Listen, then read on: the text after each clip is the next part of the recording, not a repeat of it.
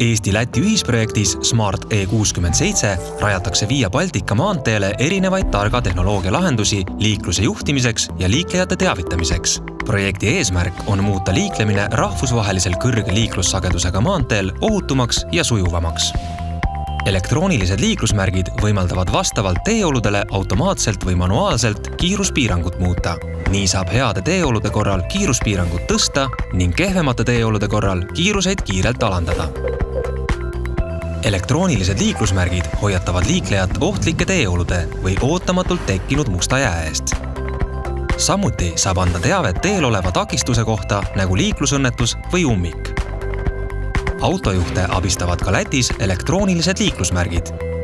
Teetööde ajal on hea varakult saada infot nende toimumise kohta, et autojuht saaks soovi korral teise marsruudi valida. Selleks, et ohutult kõrvalteelt peateele pöörata, alandatakse peateel liiklejate kiirust. Autojuhti on hea hoiatada, et metsatukast välja sõites võib ootamatult tabada tugev külgtuul ning muutlike teeolude korral saab sõidukijuhtidele kiirelt infot edastada. Teekattes ja tee ääres olevad andurid saadavad info teeolude kohta liiklusjuhtimiskeskusesse. Targal teel toimuvat juhivad Tallinnas ja Riias asuvad liiklusjuhtimiskeskused, kuhu jõuab info tee seisundi kohta anduritelt, tee ilmajaamadest ja teekaameratest. Uute lahenduste abil muutub ka Pärnu ümbersõidu läbimine sujuvamaks.